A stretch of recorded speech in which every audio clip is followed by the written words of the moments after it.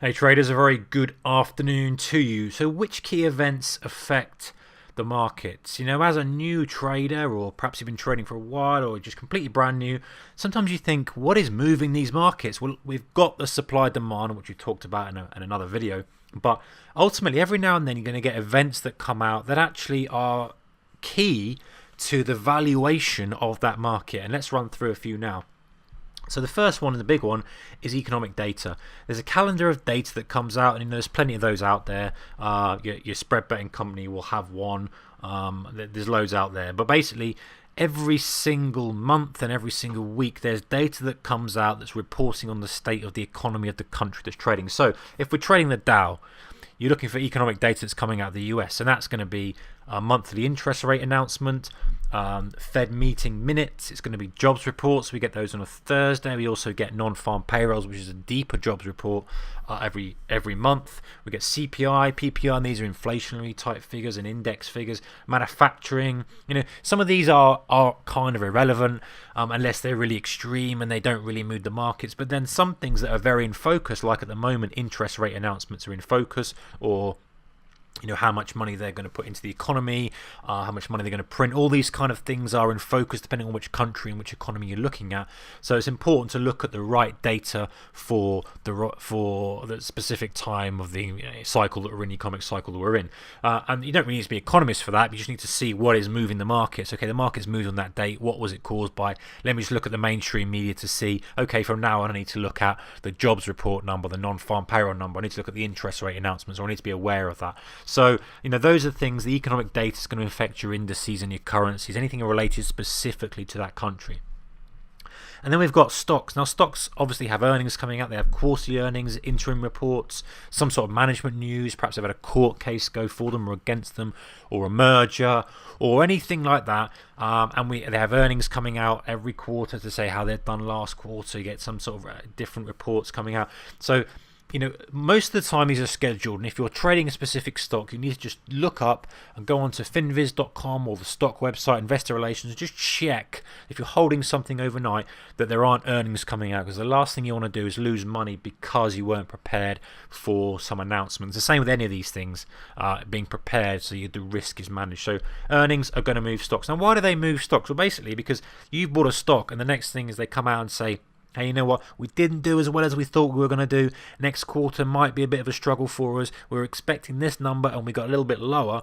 Ultimately, that stock perception of value becomes lower in theory, and so the price of that stock is more likely to move lower. And so there's a little bit of what I call a reprice scenario. In other words, the value of that stock has changed instantly by that announcement. A very obvious one is, listen, someone's come along and said they're going to buy us out for $50 a share. It's currently trading at $38 a share. All of a sudden, the value of that stock becomes $50 a share, minus perhaps a little bit of a discount for the deal perhaps not going through. So probably you end up trading at something like 47 or 45, something like that. But ultimately, the value of that stock has changed in an instant in a reprice scenario.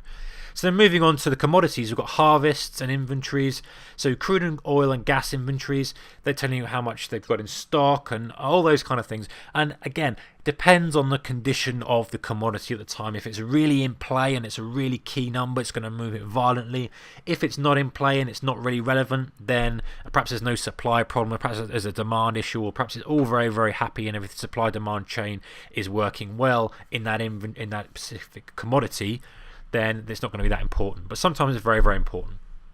And then you've got the harvests, so corn, wheat, coffee, sugar, all those kind of things, which obviously are going to affect the value of that commodity. And also freak weather, for example, if it takes out some crops or some sort of attack from some sort of pest, whatever that may be. Again, news, key events that are going to affect the market.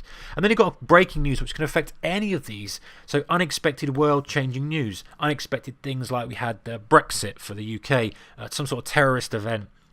Although I dare say that the markets are getting a little bit desensitized to it. If you go back and look at the terrorist events from 9/11, then we had 7/7 in London, and the Madrid bombings, and going all the way down on all the scales, the market tends to move much less than it did from that first horrendous attack. So, but anyway, if there's terrorism, if there's something that is key, then it's going to affect the market.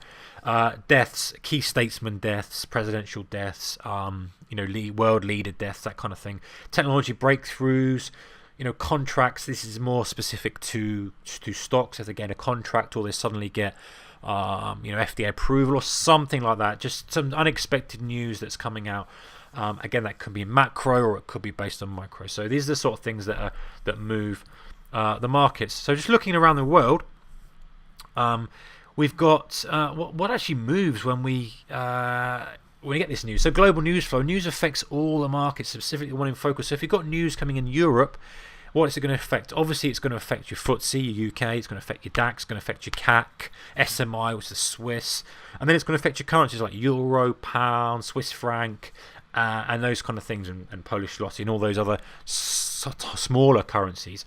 And then moving over to the Americas, we've got Dow, S&P 500, Nasdaq, obviously the dollar, gold, kind of oil, Canadian dollar, and then you've got commodity-based currencies which are relevant to the commodities. That's a little bit more in depth, but this is what happens when you get some sort of news flow coming out of America, the economy of America. That is going to affect all of those in that American box. And then over to Asia and Australia.